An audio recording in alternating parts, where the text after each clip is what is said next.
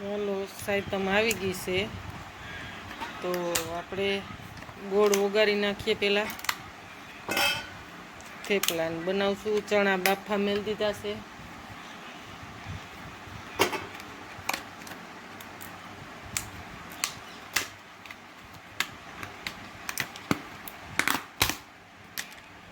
ચાલો ગોળનું ડબલું આવી ગયું છે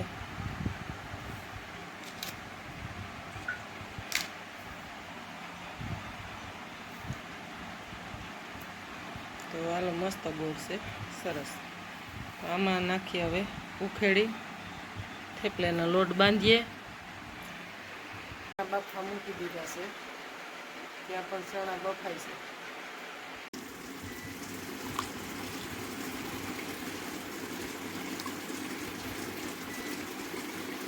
જો આ રીતનો ગોળ ઓગાળી નાખીએ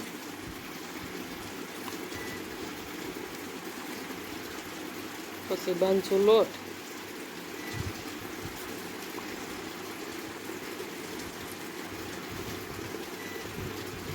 કોઈ અમુક માણા આઈટમનો ચૂલો ઠારતા હોય અમારામાં અમુક ન ઠારતા હોય હું તો પણ ઠારું છું પહેલેથી એટલે આપણે આઈટમે રહેવું ને ચૂલોય ઠારશું તો મીઠી પૂરી બનાવશું જેને ખાવી હોય એ આવી જાજો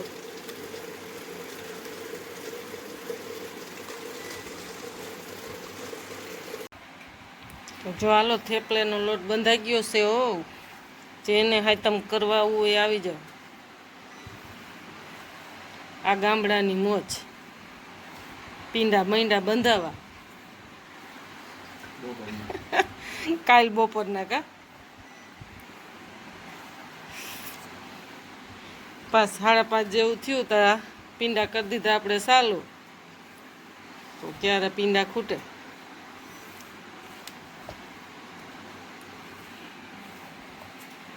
આપણો લોટ બંધાઈ ગયો ભૂંગળાનું કામ ચાલુ કરી દીધું છે થઈ ગયું છે હમણાં મંડીએ વણવાનું મંડીએ તરવા અને ભરી દઈ ટોપ તો હાલો હવે તેલ આવે એટલી વાર છે વણતા જાય ને તરતા જાય તો હાલો આગળ જોડાઈ રહેજો જો હાલો મસ્ત હો આઈટમની મીઠી પૂરી આપણે જનતા તાવડો થઈ ગયો ચાલુ આગળ હવે આ પીંડો ઉલરી જાય સાથે વણતા જાય તરતા જાય એવું બધું હાલે છે જો આપણે મીઠી પૂરી થઈ ગઈ છે કમ્પ્લીટ અને સાથે મરચાં તળ્યા છે તીખા ને મોરા બે જાતના તો કોઈ પણને આઈટમ કરવી હોય આવી જાઓ ત્રણ દિવસ બપોરે રાંધું થાય હવે ચૂલો હરગાવશું ચૂલો હવે ઠારી દે હું કેટલા વાગે ઘડિયાળમાં 6:15 થયા તો આપણે મીઠી પૂરી ને મરચાં બની ગયા છે ચણા બાફા મેલા હવે વઘારાઈ જાય પછી બફાઈ જાય એટલે એક સીટી કરી નાખીએ પલરી તો ગયા છે હવે આમાં આપણે પૂરી સવારે આઈટમની ચૂલા માથે જારવાની મૂકી દઈ પછી કાલ છોકરા ખાય તો ઉપાધિની પછી આપણે ખાઈ શકીએ તો જો આ રીતની આપણે અલગ પૂરી કાલે જારવાની મૂકી દઈ આ ડબરીમાં પેક કરીને પછી આમાં હવે ખાઈ શકીએ તો છોકરાવાળાને ચાખવી હોય તો ચાખી હગે આ પૂરી આપણે અલગથી મીઠી મૂકી દઈએ કાલે સીતરાઈમાં ને જારશું મીઠી પૂરી તો હાલો આગળ જોડાઈ રહેજો તો હાલો આપણે ચણા વઘારાઈ ગયા છે કાલા ચણા એમાં હવે ધાણા ભાજી નાખી દઈએ થેપલા ને ચણા ને મરચાં જો જમાવટના જાળવા એમાં સાથે હોય દહીં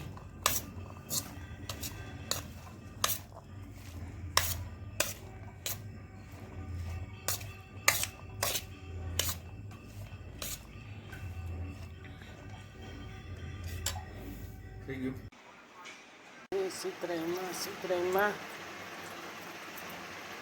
તમારું પેટ ઠરે એવું અમારું પેટ ઠરજો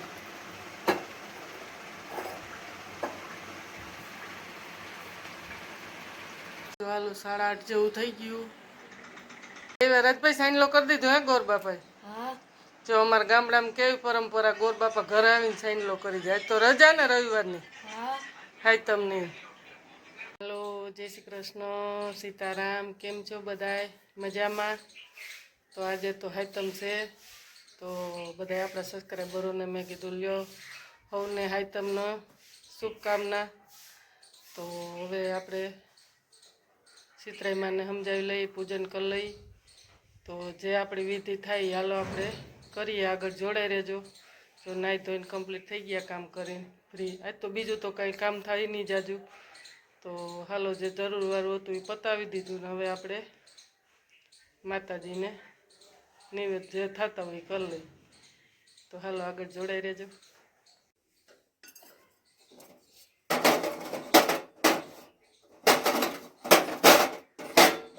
તો જો હાલો અમારે જો આ રીતની પરંપરા છે સીતરાઈમાંને નૈવેદ્ય ચારવાના.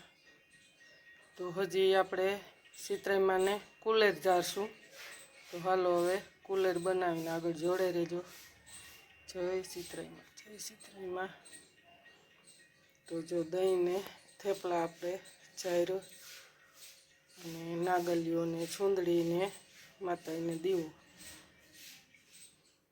તો જો આ રીતની અમારે પરંપરા સીતરાઈમાંને કુલેર ચારવાની. તો જાડા લોટની ગોળ ને ઘી નાખીને ચોરીને ચારીએ. લડિયા કરે છે. હવે તું જઈને એમના ગળામાં રહેલા ઘંટીના પડ કાઢી નાખજે, તેથી તેઓ સંપીને રહેશે. આટલું કહી તેને આશીર્વાદ આપી શીતળામાં અંતર્ધ્યાન થઈ ગયા.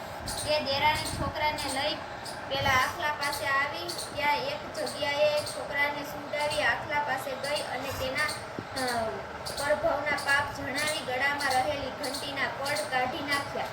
એટલે બંને આખલા શાંત બની ગયા. હવે બંને મિત્ર થઈ ગયા હતા. તેમણે ડોક નમાવી આભાર માન્યો. હવે દેરાણી છોકરાને લઈને પેલા બે તળાવ પાસે આવી. ત્યાં જઈ બંને તળાવમાંથી થોડું પાણી લઈને ચારે દિશાએ સીતળામાનું નામ લઈને છાંટ્યું ને થોડું પાણી પોતે પીધું. તે સાથે જ પંખીઓ ત્યાં પાણી પીવા આવવા લાગ્યા. નાની વહુએ ઘેર જઈ સાસુના ખોળામાં હસતો રમતો જીવતો છોકરો મૂક્યો. આથી તેની સાસુ તો રાજીના રેડ થઈ ગઈ, પરંતુ જેઠાણીને તે ગમ્યું નહીં. પછી નાની વહુએ બનેલી બધી જ હકીકત સાસુને સંભળાવી. એ સાંભળીને જેઠાણીને પણ દેરાણીની જેમ શીતળા માતાના આશીર્વાદ લેવાની ઈચ્છા થઈ આવી. બીજે વર્ષે શ્રાવણ માસમાં રાંધણછઠની રાતે જેઠાણી રાતના